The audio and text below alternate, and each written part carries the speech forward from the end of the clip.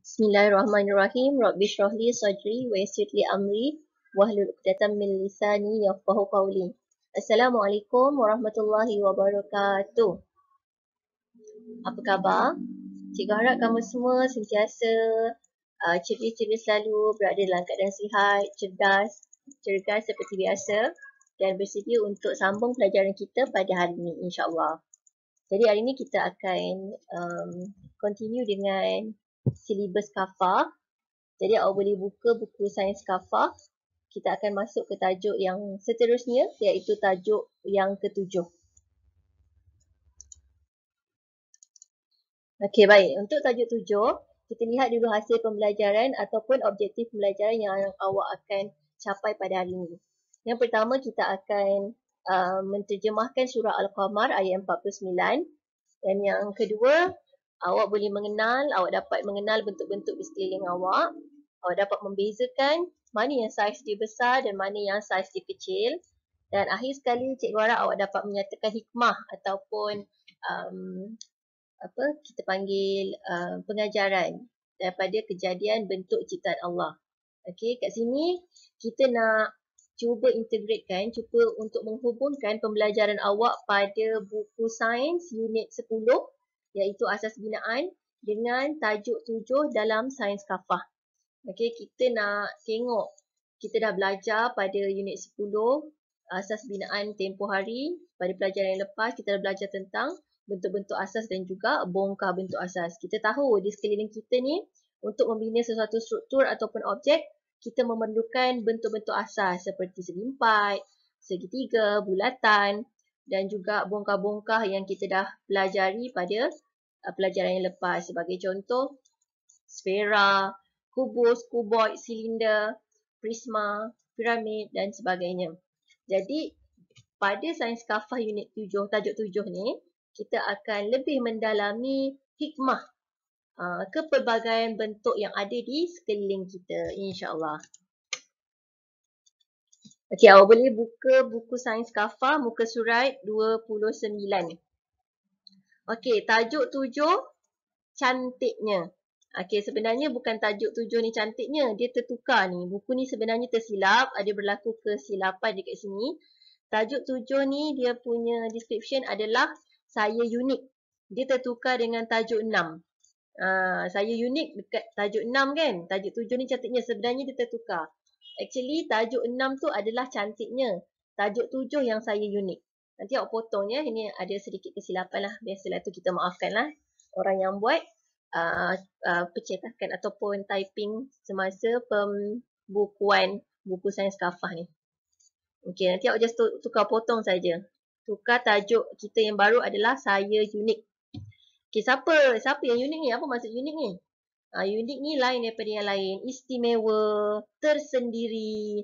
Okey, berbeza daripada objek ataupun benda lain.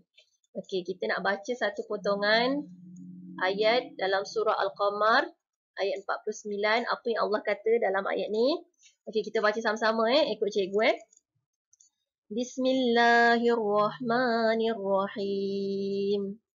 Okey, cuba sambung. Ikut bacaan cikgu. Inna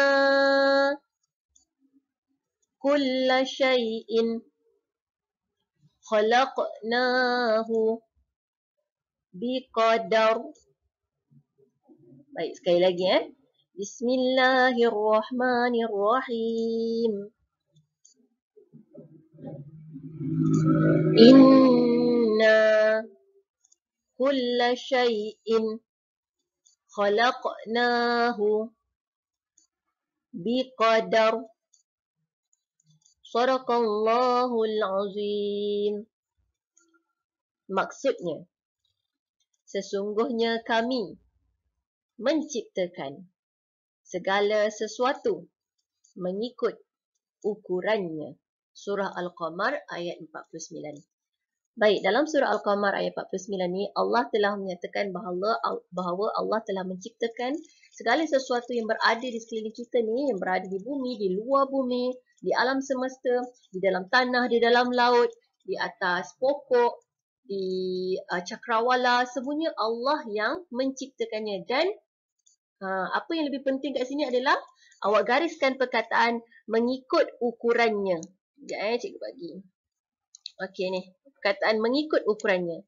Maksudnya Allah bukan sahaja menciptakan, tetapi dalam ayat ni kita tahu Allah kata Allah menciptakan semua benda di sekeliling kita ni, dalam alam sekitar kita ni, alam semesta kita ni mengikut ukurannya. Maksudnya mengikut ketetapan dia, ada tugas dia, ada fungsi dia, ada peranannya. Dengan kata lain, Allah menciptakan sesuatu dengan tidak sia-sia. Ada tujuan. Okey, boleh faham Jelas kat sini. Awak dah baca surah Al-Qamar ni, Allah dah kata sesungguhnya kami menciptakan segala sesuatu mengikut ukurannya. Inna kulla syai'in khalaqnahu biqadar. Maksudnya Allah bukan saja-saja Allah cipta gunung, bukan saja-saja Allah cipta bumi, bukan saja-saja Allah cipta tumbuhan, bukan saja-saja Allah cipta pokok kelapa, bukan saja-saja Allah cipta gajah, bukan saja-saja Allah cipta ayam, bukan saja-saja Allah cipta manusia, bukan saja-saja Allah cipta kita. Semuanya Allah cipta mengikut ukurannya, mengikut bentuknya, mengikut rupanya, mengikut ketetapannya dan mengikut tugas dan peranannya masing-masing. Okey, bertujuan. Semua penciptaan Allah Ta'ala ada tujuan, tidaklah sia-sia. Okey, jom kita tengok apa yang Allah cipta, apa yang ada di sekeliling kita. Kita tengok dulu, perhatikan dulu satu-satu. Kalau awak keluar daripada rumah awak nampak haiwan, awak nampak tumbuhan, awak nampak langit yang terbentang luas, awak nampak lautan, awak nampak awan. Semuanya mempunyai bentuk rupanya yang berbeza-beza. Semuanya adalah unik pada penciptaan masing-masing. Baik, Allah tak ciptakan langit sama rupa dengan awan. Allah tak ciptakan awan sama rupa dengan pokok bunga raya. Allah tak ciptakan pokok bunga raya sama macam muka awak. Semua berbeza-beza, semuanya unik. Jadi saya kat sini bermaksud kepada semua penciptaan yang Allah ciptakan ni semuanya unik mengikut ukurannya. Baik. Jom tengok gambar yang kedua. Okey, gambar dekat bawah dalam muka surat 29 juga. Awak akan nampak pelbagai bentuk. Masya Allah, subhanallah. Bukan sahaja yang Allah cipta, tapi yang manusia cipta juga. Allah dah beri anugerahkan akal kepada manusia untuk berfikir, mencipta sesuatu binaan ataupun sesuatu struktur mengikut bentuk-bentuk ukurannya. Okey? Okey, jom kita tengok yang pertama. Matahari. Awak nampak bentuk matahari berbentuk, kalau setakat gambar ni, berbentuk bulatan. Betul tak? Kita dah belajar bentuk asas kan? Berbentuk bulatan. Ataupun kalau kita tengok secara realnya, kalau kita tengok daripada laporan-laporan angkasawan yang dah cerap gambar matahari yang sebenar, ia sebenarnya berbentuk sfera ataupun kita panggil bongkah. Seterusnya, bawah tu piramid. Bentuk apa piramid tu? Bentuk piramid. Nama pun piramid, bentuk dia pun bentuk bongkah piramid. Betul? Ataupun bentuk asas dia adalah segi tiga. Berbeza dengan bentuk matahari, tak sama. Kita tengok pula sebelah piramid ada pokok kurma. Pokok kurma batang dia bentuk apa? Bentuk silinder. Betul? Macam pokok kaktus dekat sebelah gambar ni. Bentuk silinder. Okey. Awak nampak tingkap bas. Tingkap bas tu bentuk apa? Pandai. Bentuk segi empat sama. Sebab apa dia segi empat sama? Sebab sisi dia semua sama panjang. Okey. Okey, pintu bas. Pintu bas bentuk apa? Terbaik. Bentuk segi empat tepat. Sebab apa segi empat tepat? Sebab sisi dia ada dua yang panjang, ada dua sisi yang pendek. Jadi dia adalah segi empat tepat. Sekarang cuba awak perhatikan pula tayar bas. Bentuk apa? Awak boleh nampak bentuk bulatan. Kenapa tayar bas tidak berbentuk segi empat sama seperti tingkap bas? Ingat kita dah belajar setiap binaan ataupun setiap penciptaan itu ada tugas dan fungsi dia. Kita dah belajar dekat unit 10. Kenapa kita membina sesuatu objek itu berbentuk seperti ini? Sama juga dalam surah Al-Qamar Allah sebut Allah ciptakan sesuatu mengikut ukuran dia. Kenapa? Mesti ada fungsi dan peranan dia masing-masing. Sebagai contoh tayar. Tayar ni tak bolehlah bergolek kalau kita guna objek binaan tu kita bina daripada bentuk segi empat sama. Susahlah untuk bas tu bergolek, betul tak? Jadi tayar kita guna objek, guna bentuk bulatan. Okey, sama juga seperti kejadian ciptaan Allah yang lain. Kenapa Allah ciptakan manusia ni kepalanya bulat? Kenapa manusia Allah ciptakan tangan ni hampir bentuk silinder? Kenapa tak bentuk bulat juga? Mesti ada sesuatu hikmah kejadian yang Allah ciptakan pada setiap benda di sekeliling kita. Okey, termasuk diri kita sendiri. Baik, seterusnya awak dapat mencapai objektif pertama dah, sebab objektif pertama untuk mengenal bentuk-bentuk sekeliling. Jadi awak dah tahu bentuk-bentuk di sekeliling ni berbeza-beza bentuknya. Baik, seterusnya. Cuba awak perhatikan juga. Dalam gambar muka surat 29, awak boleh nampak juga ada yang bersaiz besar dan ada juga bersaiz kecil. Okey, sekarang kita pergi ke muka surat 30. Aktiviti 1. Pilih dan tuliskan bentuk-bentuk bagi setiap gambar di bawah ini. Yang pertama, 4 segi sama. Yang kedua, segitiga. Yang ketiga, bulat. Yang keempat, 4 segi tepat. Okey, itu dia punya pilihan jawapan. Ada 4 4 segi sama, segitiga, bulat dan 4 segi tepat. Ini dia punya perkataan ni salah Awak dah belajar segi 4 kan? Bukan 4 segi, dia terbalik ni. Tak apa, yang ni kita maafkan. Kemungkinan orang yang tengah cetak ni dia kepenatan. Jadi sebab itulah dia tersalah cetak. Dia tersalah type ni. Nanti awak tukar balik segi 4 sama yang ni. Segi 4 sama dengan segi 4 tepat. Okey, yang ni betul dah, segitiga betul dah dibuat. Bulatan ni adik cikgu terpotong ni, sfera pula. Sebenarnya bulatan betul dah. Bulat ataupun bulatan betul Okey, sekarang kita tengok dulu yang pertama, kita tengok Al-Quran, gambar Al-Quran. Kalau awak perhatikan sisi Al-Quran ni, 2 panjang. Satu lagi, yang atas dia pendek sikit.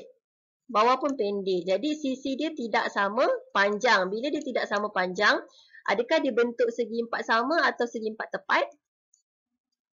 Okey, very good. Dia adalah bentuk segi 4 tepat. Okey, boleh? Okey, masukkan jawapan dia.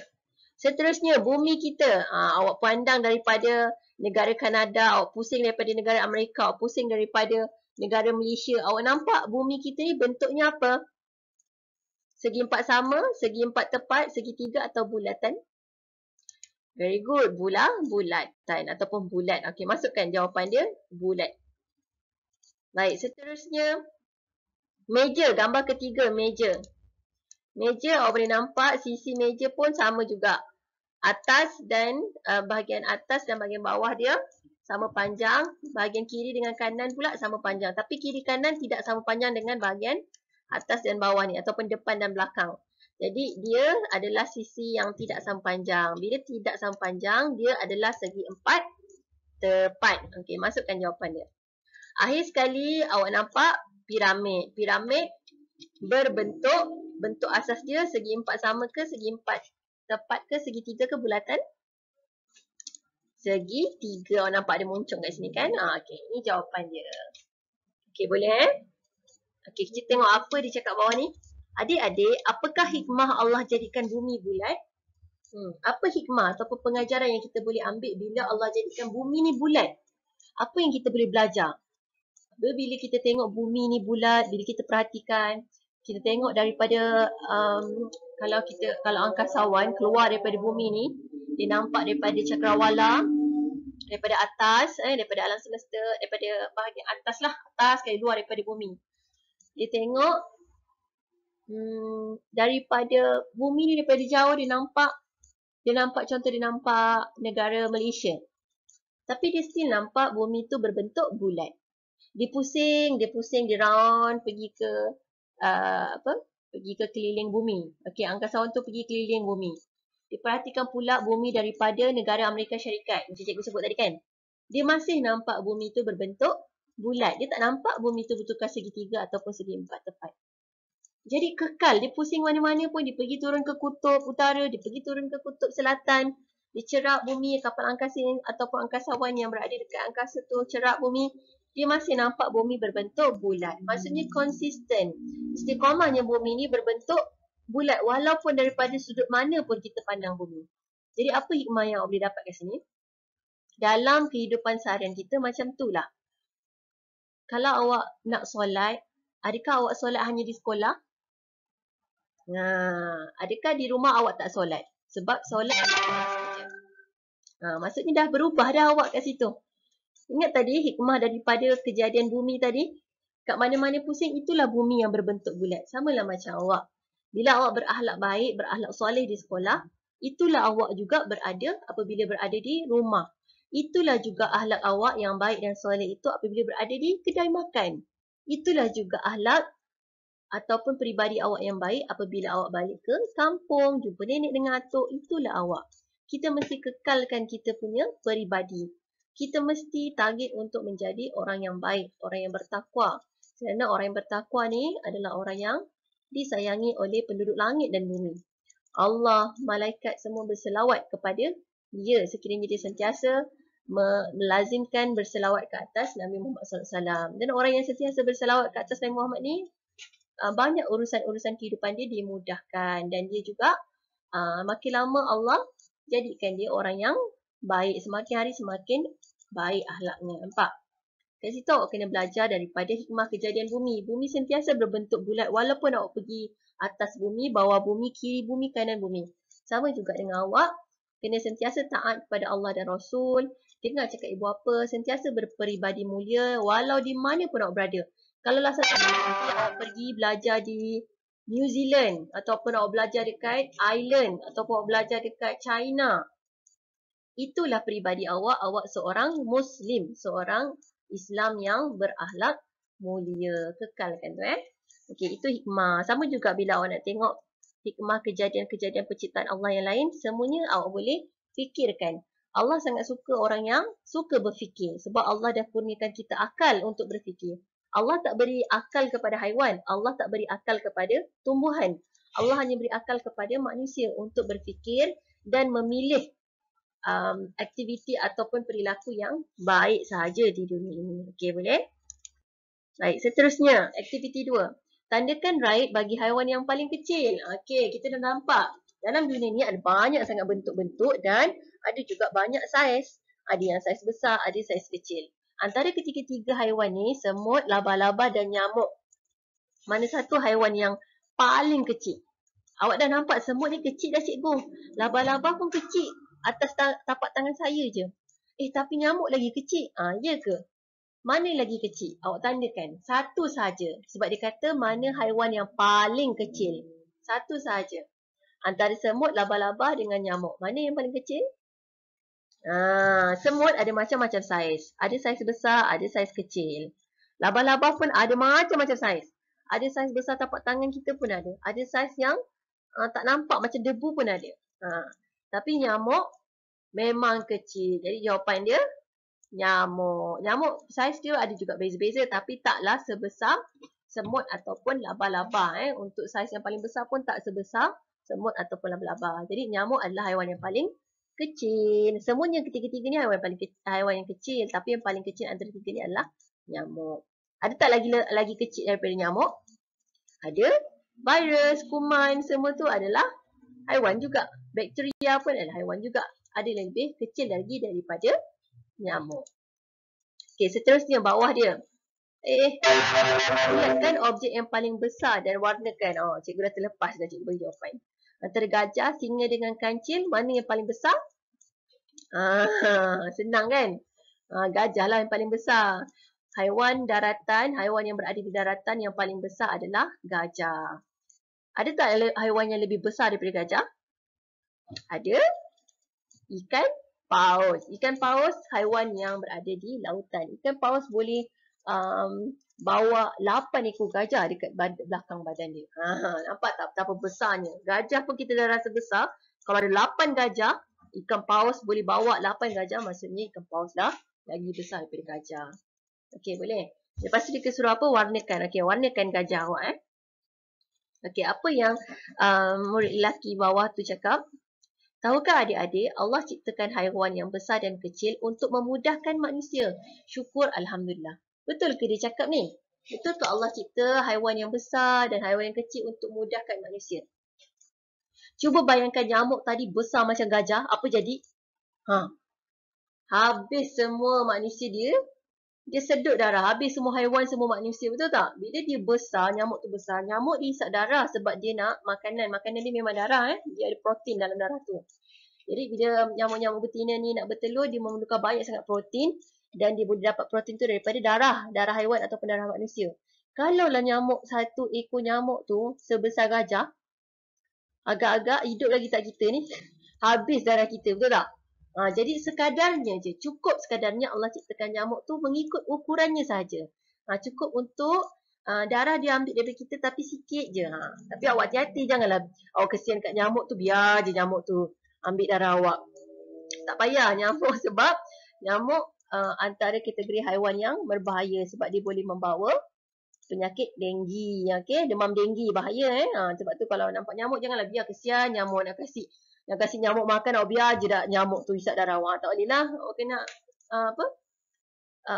matikan dia, bukan matikan. Halau lah dia kalau tak sampai hati sangat nak matikan dia. Kalau cikgu tepuk je sebab gatal kan. Gatal sangat dah kalau dia gigit kita. Okey, lagi apa lagi? Kalau bayangkan, awak bayangkan ayam besar macam dinosaur. Macam mana kita nak sembelih ayam tu? Susah tak? Susah. Jadi sebenarnya antara penciptaan, antara hikmah Allah menciptakan ada haiwan yang besar kecil dan ada haiwan besar besar ni adalah untuk memudahkan urusan kehidupan kita di dunia ni. Sebab Allah lah yang ciptakan kita. Allah lebih tahu urusan-urusan kehidupan kita. Okey, boleh? Jadi kita kena sentiasa bersyukur kepada Allah Ta'ala. Sebab aturan alam ni sangat cantik dan baik dengan jagaan dan lindungan Allah Subhanahu Wa Ta'ala. Okey, boleh? Okey, tengok dulu apa yang kakak tu sebut. Adik-adik, marilah kita sama-sama hayati ciptaan Allah yang bermacam bentuk ini dengan mengenali sahabat kita. Ini tanda kita bersyukurlah. Tanda kita bersyukur dan menghargai serta menghayati penciptaan Allah yang pelbagai bentuk dan rupa ini dengan cara kita mengenali sahabat-sahabat kita. Bila dia susah, kita tolong. Bila dia memerlukan bantuan, kita bantu. Bila dia lapar, kita berikan makanan. Bila dia sedih, kita pujuk dia. Bila dia marah, kita tenangkan dia. Bila dia kecewa, kita beri kata-kata nasihat kepada dia. Nampak? Okey, itulah cara ataupun tanda orang yang menghargai dan menghayati ciptaan Allah Subhanahu Wa Taala. Okey, boleh? Baik, sebelum kita habiskan tajuk 7 pada hari ini, okey, cikgu nak kita sama-sama bermuhasabah. Tadi daripada mula tadi kita dah belajar bahawa kita dah tahu yang Allah menciptakan semua benda di sekeliling kita ni mengikut kadar ukurannya. Maksudnya ada bentuk tertentu, ada fungsi tertentu, ada peranan tertentu. Tujuan kita diciptakan adalah untuk beribadah kepada Allah. Jadi walau apa pun awak buat, awak belajar ke, awak tengah bermain ke, awak baca buku ke, awak solat ke, semua awak kena niat, ya Allah, aku lakukan ini kerana Allah. Baru awak dapat pahala beribadah. Awak niatkan dalam hati bahawa semua aktiviti awak setiap hari adalah untuk beribadah kepada Allah, hanya kerana Allah. Jadi Allah akan sentiasa pelihara awak supaya tidak terjerumus dalam golongan orang-orang yang melampaui batas. InsyaAllah cikgu doakan. Jadi pada hari ini kita dah belajar kejadian ataupun penciptaan Allah di sekeliling kita mempunyai pelbagai rupa, pelbagai bentuk dan pelbagai saiz. Mempunyai peranannya masing-masing dan Allah yang maha membentuk rupa ni kita kena ucapkan kesyukuran, setinggi-tinggi kesyukuran kepada Allah SWT. Jom kita tutup dengan bacaan doa. Doa melihat cermin. Doa ni awak dah belajar masa tadika dulu ataupun masa pasti. Siapa yang pasti? Siapa yang tadika lah. Dah belajar, waktu dekat rumah pun dah belajar, ibu dan ayah pun dah ajar. Jadi cikgu nak ulangkan semula supaya awak tak lupa. Setiap kali awak pandang cermin, awak nampak diri awak sendiri, awak nampak bentuk rupa awak, subhanallah. Alhamdulillah, terima kasih Allah, cantiknya muka saya ni.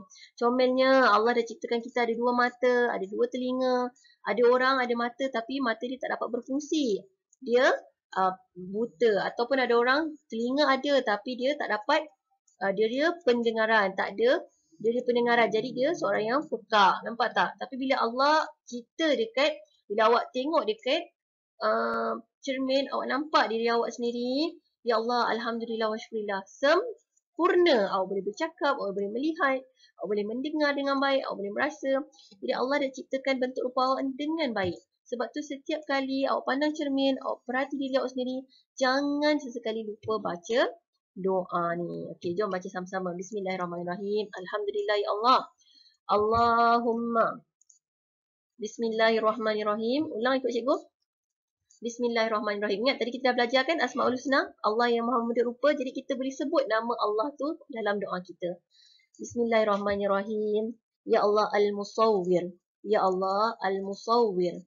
Ya Allah Al-Musawwir. Ya Allah ya Tuhanku yang Maha membentuk rupa. Ya Allah ya Tuhanku yang Maha membentuk rupa. Allahumma ahsanta khalqi. Allahumma ahsanta khalqi. Fa ahsin khuluqi. Fa ahsin khuluqi. Ya Allah yang Maha membentuk rupa, Engkau telah cantikkan kejadian diriku. Maka cantikkanlah juga budi pekertiku. Amin ya rabbal alamin. Jadi kita dah tahu Allah dah cipta kita cantik, Allah dah cipta kita handsome, Allah dah cipta kita comel dah. Tapi kalau perangai kita, akhlak kita, budi pekerti kita buruk, maka buruklah kita di mata masyarakat. Okey? Macam mana kita handsome pun, cantik pun, kalau akhlak kita tak baik, orang lain takkan pandang. Manusia takkan pandang. Manusia hanya memandang kepada peribadi dan akhlak yang baik, yang soleh. Sama juga. Penduduk langit dan penduduk bumi sama. Malaikat-malaikat semua. Sekiranya orang tu berakhlak mulia, di alam semesta ni kejadian penciptaan Allah yang lain, benda hidup lain semua suka mendoakan dia, berzikir untuk dia.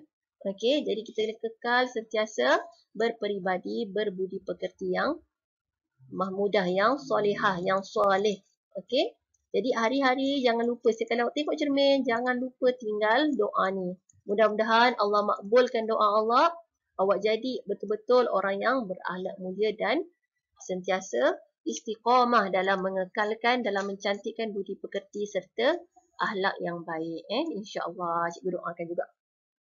Okey, itu saja untuk tajuk 7 Sains Kafah. Tajuk saya unik. Setiap daripada kita mempunyai keunikan yang tersendiri, berbeza-beza. Okey, wallahu alam, yang mana baik datang daripada Allah Ta'ala, yang buruk juga datang daripada kelemahan diri cikgu sendiri. Terima kasih kerana menonton video cikgu. Sampai berjumpa lagi pada pelajaran yang akan datang. Minggu depan insyaAllah hari Isnin pukul 2 petang. Okay, take care semua. Assalamualaikum warahmatullahi wabarakatuh. Bye-bye.